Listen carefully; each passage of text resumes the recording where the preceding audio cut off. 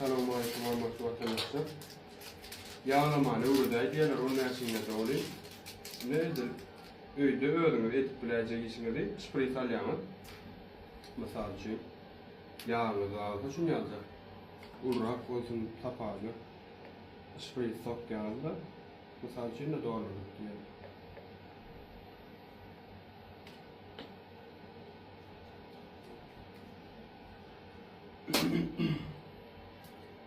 Spriting İngilizce'nin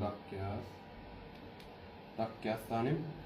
Karoçuna şu tayip usulun arasında horoz değil yaşadı.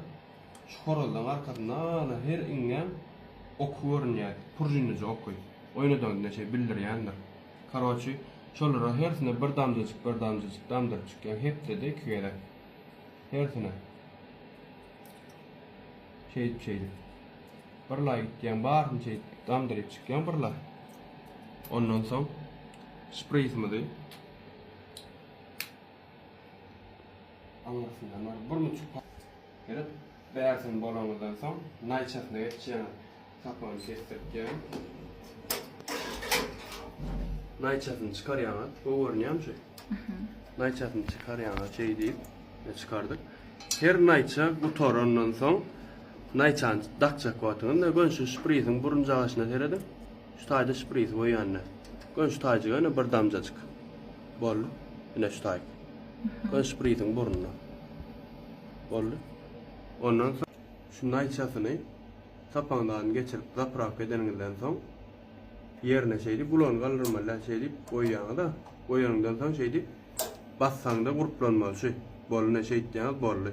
Naýça ýokardy şu taýyna ýağlanmaz inni. Tamam.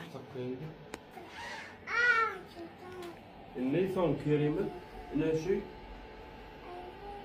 taýda oil diýip 4 sany gelip durýar bizim maşynymyzda. Şonuň içine hep bir saparjyna jeýdi damdyryp çykýan ýağlary. Öňde endi sana geçip başmy. Hormatly müşteriler şu ýankyýarlar. Biraz şu diýdim, naýça diýdim, biraz ýankyja iňe girip çykýan ýeriniň uzawyna arasynda demir bar. Şu maşynda 4 sany geçip bar. O käwir maşynada 2 sana bolýar. Hepde de 2 saparjyk.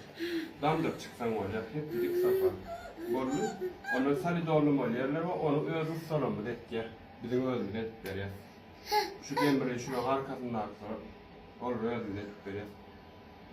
Maşyn satyn almak üçin 60 ýaşlykdan 60-14 ekelýän usta çulugyna möhüm etken. Eger de şunday videolar goýmamy isleýän bolsa